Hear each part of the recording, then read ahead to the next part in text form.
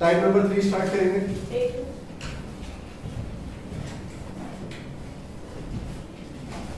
Note करो।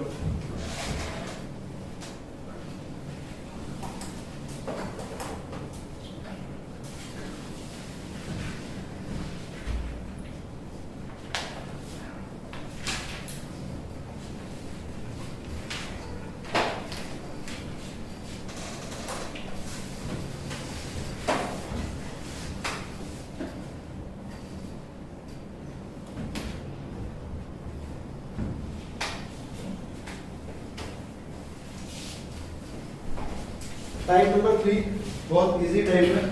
Type का नाम है पैराबोला पैराबोला।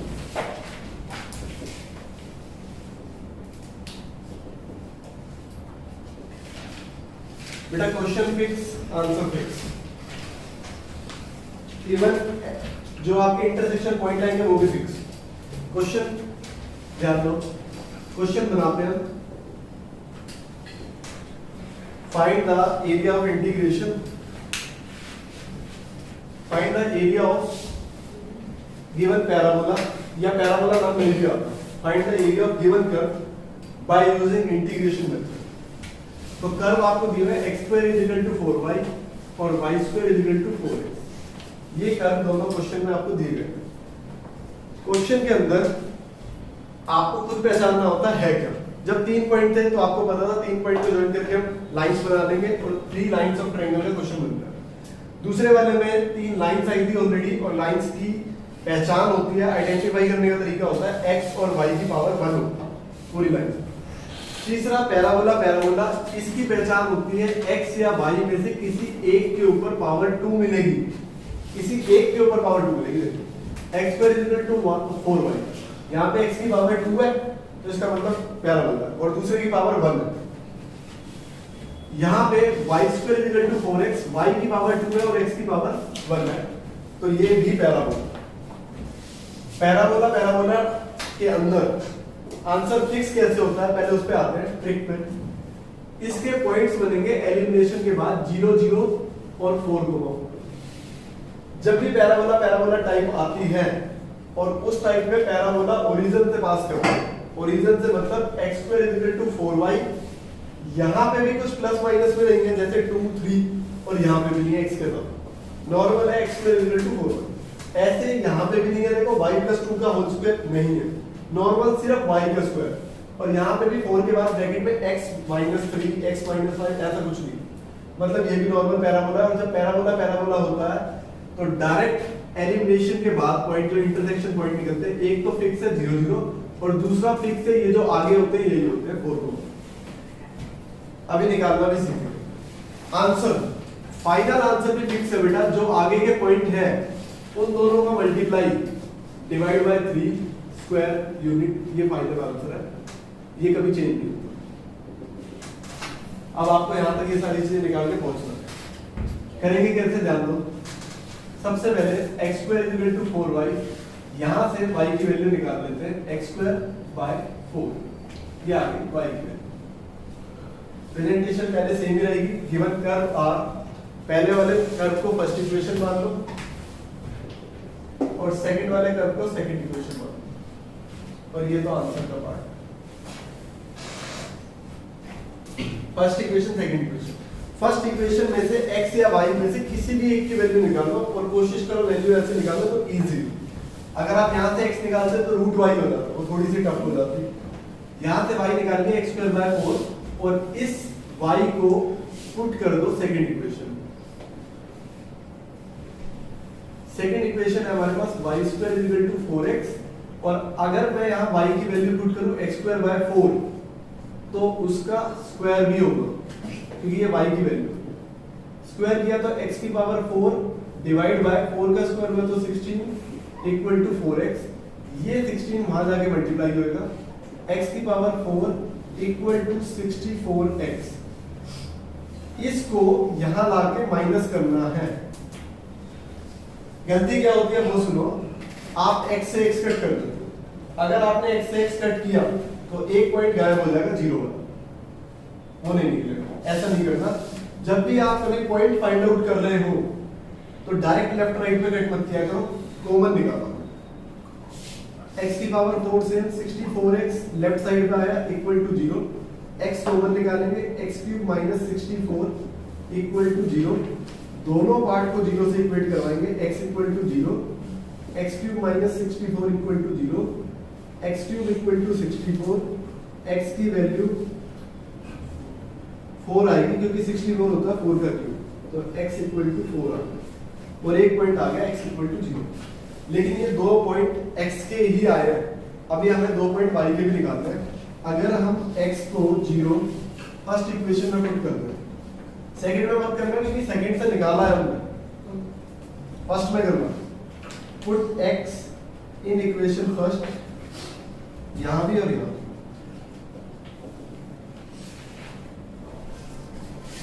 x की वैल्यू 0 हमने यहां पुट की तो y आ गया 0, 0/4 0 ही आ गया। x की वैल्यू 4 हमने यहां पुट की तो 4 का स्क्वायर 16/4, y भी आ गया 4।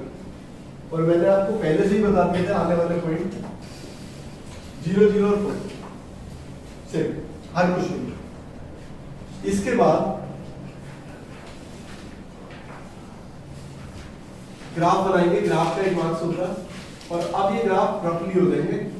अब आप इसको फेयर करेंगे क्योंकि कर्व बनाने अपनी तरफ से कोशिश करना सही करें, इनको ग्राफ पेपर पे ही बनाना होता, आंसर शीट पे डायरेक्ट करना। अच्छा, इसकी कोई मेजरमेंट करने की भी जरूरत नहीं है क्योंकि ये रफली ग्राफ होते हैं।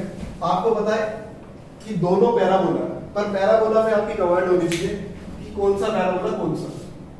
पहले पे लिखा है फर्स्ट इक्वेशन में x² = 4y, जिसकी पावर 1 पैराबोला उसका, जिसकी पावर 1 पैराबोला उसका, पावर है y की 1, y का पैराबोला, तो y की तरफ मुंह ओपन होगा पैराबोला का, ये ओपन होगा, पैराबोला का मुंह है वो y की तरफ ओपन।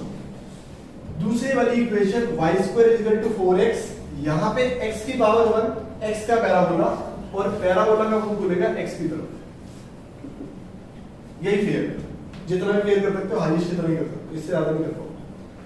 फिक्स पॉइंट आपको बता दें कि कहां पे दोनों पैराबोला कट हुए, एक 0 0 पे और दूसरा 4,4 पे, तो यहां पे मेजरमेंट की भी जरूरत नहीं है, यही पॉइंट आपको देने क्योंकि पॉइंट आप ऑलरेडी निकाल चुके। ट्रायंगल में फिर भी आप शो कर सकते हो, वैसे उसमें भी रफली बनाना होता है, डायरेक्ट पॉइंट नोट कर सकते हो, ऐसे नंबर लाइन पे भी मेंशन करने की जरूरत नहीं होती, पॉइंट 1 2 3 डायरेक्ट। अब पॉइंट लिखने के बाद में बना लो नंबर लाइन इक्वेशन, यहां पे 4 आना चाहिए तो यहां पे 4 नाम दे देते हैं, और यहां पे 4 आना चाहिए, यहां पे 4 नाम दे देते हैं। आपको शेडेड पोर्शन कौन सा निकालना है, ये वाला, क्योंकि बाउंडेड रीजन ही निकाला जाता है और ये क्लोज भी हुआ है, अनबाउंडेड तो कभी इंटीग्रेशन में निकलता है, हमेशा बाउंडेड रीजन। ये वाला पार्ट, इसे नाम हम ए पॉइंट दे देते हैं, इसे नाम हम बी पॉइंट दे देते हैं, जो 4,4 है। अब यहां से बिना ग्राफ के आप एरिया फाइंड आउट कर ही नहीं सकते, जितने भी आगे के क्वेश्चन चलेंगे या जिस भी टाइप के चलेंगे वो सब ग्राफ में से ही एरिया निकालना समझना पड़ेगा। यहां लिखो सो द रिक्वायर्ड एरिया,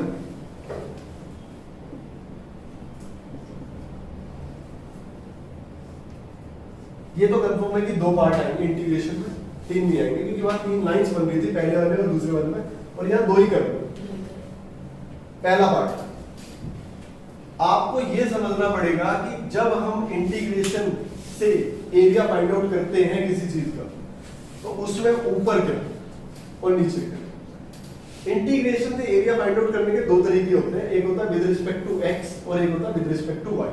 अभी तक जो हमने सीखा फर्स्ट टाइप और सेकंड टाइप में वो विद रिस्पेक्ट टू x था, इसमें भी विद रिस्पेक्ट टू x सीखे, विद रिस्पेक्ट टू y आएगा नेक्स्ट टाइप में, फोर्थ टाइप में। लेकिन ऐसा नहीं आप कर नहीं सकते, किसी में भी विद रिस्पेक्ट टू y कर सकते, लेकिन with respect to x easy रहता है और ज्यादातर क्वेश्चनों में वही अप्लाई होता है, इसलिए वही करेंगे। अगर कोई चीज ऊपर से गिरी, ध्यान देना, अगर कोई चीज ऊपर से गिरी तो शेडेड पोर्शन में सबसे पहले आगे गिरेगी इस कर्व पे, ये बस डार्क कर रहा हूं, ध्यान देना, इस कर्व पे गिरेगी कोई भी चीज ऊपर से गिरी तो सबसे पहले यही वाला कर्व यहां पे रखा जाएगा और उसमें से माइनस होएगा नीचे वाला कर्व, ये वाला। पहली बात कंफ्यूजन जो होती है ध्यान से सुनना, जब आप ऊपर वाला कर्व पहले ले रहे हो, पहले तो कर्व देख लो किसका है, एक्स एक्सिस का है, क्योंकि इस पैराबोला का मुंह खुला है एक्स की तरफ, तो यहां से एक्स एक्सिस का पैराबोला ये सेकंड वाली इक्वेशन का है, क्योंकि जिसकी तरफ मुंह खुला होता है उसमें एक्स की पावर 1 होती है। एक्स का पैराबोला कौन सा, जिसमें एक्स की तरफ मुंह खुला हुआ है और उसमें एक्स की पावर 1 होती है। यहां से y निकालो, y आ जाएगा 2√x, स्क्वायर कर जाके रूट बन जाएगा, 4 का रूट 2 और रूट x, या माइनस करना है नीचे वाला पैराबोला, ये भी फिक्स है। जब भी फिगर बनेगी ऊपर वाली फिगर में से नीचे वाली माइनस होगी, माइनस करना है नीचे वाला पैराबोला, क्योंकि तभी ये पार्ट निकल पाएगा। और जो नीचे वाला पैराबोला है वो किसका है, y का, y की पावर 1 वाला, ये रहा y की पावर 1, यहां से y की वैल्यू निकाली तो आ गई x²/4। किसी भी इंटीग्रेशन को करने के लिए आपको 4 बातों का ध्यान रखना पड़ता है, और ये 4 बातें आपके बोर्ड में पेपर करते टाइम याद आनी चाहिए, तभी आप सारी चीजें मैनेज कर पाओ। पहली चीज, पहले कौन सा कर्व आएगा, दूसरा कौन सा कर्व आएगा। पहली चीज, पहले कर्व कौन सा आएगा और दूसरा कौन सा कर्व आएगा। दूसरी चीज, बीच में प्लस आएगा या माइनस आएगा। दूसरी चीज, बीच में प्लस आएगा या माइनस आएगा। तीसरी चीज, लिमिट क्या होनी चाहिए, अभी लिमिट भी लगाएंगे, लिमिट क्या होनी चाहिए। और चौथी चीज, किस क्वेश्चन की स्टार्टिंग में 2 से मल्टीप्लाई करना है और किस में नहीं करना। फिर से रिपीट कर रहा हूं, पहली चीज कौन सा कर्व पहले कौन सा बाद, दूसरी चीज मिडिल का साइन प्लस या माइनस, तीसरी चीज लिमिट क्या होनी चाहिए, चौथी चीज किस क्वेश्चन में आगे 2 से मल्टीप्लाई होगा किस में नहीं। अब चारों समझा रहा हूं। पहली चीज, कर्व पहले कौन सा आएगा, पहले कर्व वो आएगा जो ऊपर, यहाँ पे x वाला ऊपर था तो हमने x की पावर 1 वाला पैराबोला में से y की वैल्यू निकाली ये, और नीचे कर्व ये वाला था तो ये बाद में आया, यहाँ से y की। दूसरी चीज, यहाँ पे बीच में माइनस आएगा या प्लस आएगा, माइनस आएगा, क्योंकि आप सुनो, जब आपने यहां से लेके यहां तक ये वाला पैराबोला लिया तो ये पैराबोला अपना नीचे तक का x एक्सिस तक का सारा पार्ट कवर करता है। इसकी लिमिट है 0 से 4। इस पैराबोला की लिमिट a से b वाली की 0 से 4 जो ऊपर से जाना, और जब आपने 0 से 4 लिया तो उसने कर्व को यहां से लेके यहां तक और नीचे तक, यहां तक x एक्सिस तक पूरा कवर कर दिया। मतलब जब आपने ये वाला पैराबोला लिया तो 0 से 4 ऊपर वाला पैराबोला यहां तक पूरा आया नीचे तक, लेकिन हमें नीचे वाला पार्ट ये नहीं चाहिए, इसलिए हमने ये नीचे वाला पैराबोला, ये वाला 0 से 4 लिमिट ली, और जब आपने नीचे वाला पैराबोला 0 से 4 लिया तो उसने यहां से लेके नीचे तक का सारा कवर किया, A से B तक ये नीचे का सारा कवर किया। तो पहले वाले में पूरा आया था ये, और बाद वाले में नीचे का आया ये वाला पार्ट, तो ये हमने माइनस कर दिया, जिससे बचा हुआ पैराबोला ये दोनों के बीच का बच जाएगा। पहला पैराबोला A से B नीचे तक ये सारा कवर करता है, दूसरा पैराबोला यहां से लेके यहां तक नीचे का सारा कवर करता है, इसलिए वो हमने माइनस कर दिया। लिमिट 0 से 4 0 से 4 आ गई, बीच में माइनस का साइन आएगा क्योंकि आपको समझ आ गया दोनों पैराबोला में माइनस किया गया। 2 से मल्टीप्लाई 2 से डिवाइड कर किया जाता, वो सुनो, इस क्वेश्चन में नहीं करना, पर क्या करता, कभी किसी फिगर के अंदर कोई चीज ऐसे बन जाती है जो हमारे काम की शेडेड रीजन 2 क्वाड्रेंट में चले जाता है। जैसे ऊपर वाले क्वाड्रेंट में आधा पार्ट आ गया, नीचे वाले क्वाड्रेंट में आधा पार्ट आ गया। आप सिर्फ ऊपर वाले पार्ट को सोल्व करोगे ऊपर वाले की लिमिट से, और नीचे वाला दोबारा सोल्व करने की जरूरत नहीं है, मल्टीप्लाई 2 कर। अभी आगे नेक्स्ट क्वेश्चन में आएगा तब करेंगे। यहां 2 से मल्टीप्लाई करेंगे।